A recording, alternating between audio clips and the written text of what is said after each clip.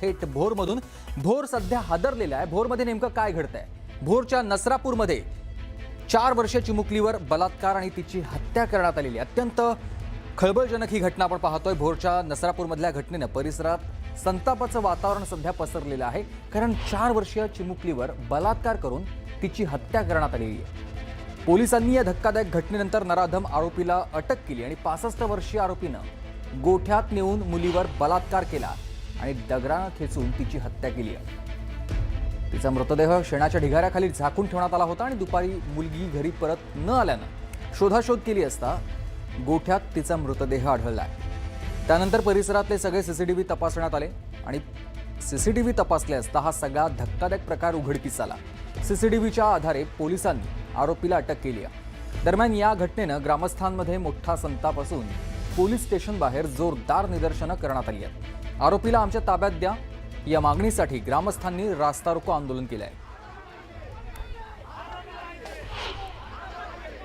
भोर परिसरामध्ये एका 4 वर्षाच्या चिमुरडीवर अत्याचार करून तिला ठेचून तिची निर्घृण हत्या करण्याचा अत्यंत अमानवी, अत्यंत राक्षसी प्रकार जो घडला, त्याचा निषेध करायला सुद्धा शब्द नाही।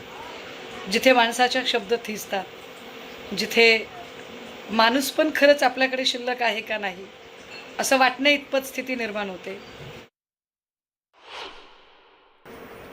4 वर्षाच्या लेकरालाही सुरक्षित सोडलं जात नाही, अजिबात नाही। गृहमंत्र्यांचा राजीनामा बिलकुल मागावासा वाटत नाही, मागू नये, कारण आपल्याला माहिती आहे की गृहमंत्र्यांना या गोष्टींशी काही फरकच पडत नाही, देणं घेणं नाही। काही जरी झालं तरी गृहमंत्री काय राजीनामा काय देणं वगैरे ते तर दूरच राहिलं। फार फार तर मृतकाच्या घरी मदत पोहोचवणे, मोठं भाषण करणे, आम्ही याच्या मुळाशी जाऊ म्हणणे, याच्या पलीकडे गृहमंत्री फार काही करणार नाहीत। ज्याचं पोट जळालं त्याला झळ लागली।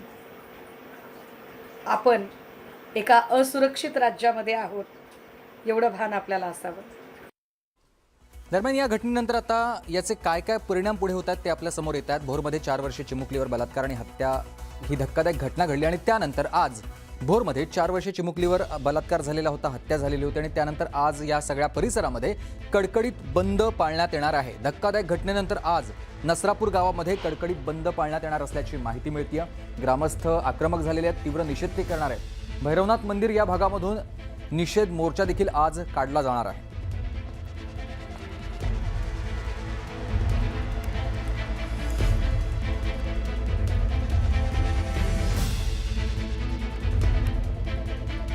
दरम्यान या सगळ्या घटनेनंतर या परिसरामध्ये आज कडकडीत बंद पाळला जातो आणि या सगळ्या संदर्भात सविस्तर माहिती देत आहेत माझे सहकारी अभिजित पोते आपल्याला। अभिजित, सध्या नसरापूर भागात धक्कादायक ही घटना घडलेली आहे, ग्रामस्थ सगळे आक्रमक झालेत, आज बंदोबस्त देखील पोलिसांचा मोठ्या प्रमाणात आहे, तर दुसऱ्या बाजूला आंदोलन केलं जाणार आहे। सुमित, काल आपण एकीकडे महाराष्ट्र दिन उत्साहात साजरा करत होतो। महाराष्ट्र दिन साजरा करत असताना पुणे जिल्ह्यात मात्र एका चिमुकलीचा बळी एका नराधमानं घेतला म्हणावं लागेल। थोडंसं करेक्ट तुला मी करतोय सुमित, कारण त्या मुलीचं वय अवघं 3 ते 3.5 वर्ष, 4 वर्षाची सुद्धा मुलगी नव्हती ती। ज्या स्थळी या नराधमानं त्या चिमुकलीवर अत्याचार केला ना, त्या गोठ्याच्या बाहेर मी आहे। काल दुपारी ही सगळी घटना घडली होती आणि फक्त लैंगिक अत्याचार नाही केला, तर गोष्ट कुणाला बाहेर कळू नये म्हणून त्या मुलीचा दगडाने ठेचत त्या नराधमानं जीव घेतला आणि ज्या गोठ्यात हे सगळं प्रकरण झाले ना सुमित, मी त्या गोठ्याच्या बाहेर थांबलोय। पोलीस बंदोबस्त आता आहे, फॉरेन्सिक टीम या घटनास्थळी दाखल झाल्या, सगळे तपास करतायत। काल गुन्हा रात्री उशिरा नसरापूर पोलिसात दाखल झालाय। त्या नराधम 65 वर्षीय आरोपीला पोलिसांनी अटक केली आहे। प्रश्न हाच उरतो की अटक करून, कोर्ट कायदा करून किंवा विरोधी पक्षांनी सत्ताधारी पक्षांवर टीका करून सुमित हे प्रश्न सुटणार आहेत का? एकीकडे जसं मी म्हणालो की काल आपण महाराष्ट्र दिन साजरा करत होतो, तो दुसरीकडे केवळ 3.5 वर्षाच्या या चिमुकलीचं स्वातंत्र्य एक 65 वर्षाचा नराधम तिच्याकडनं हिसकाटून घेत होता।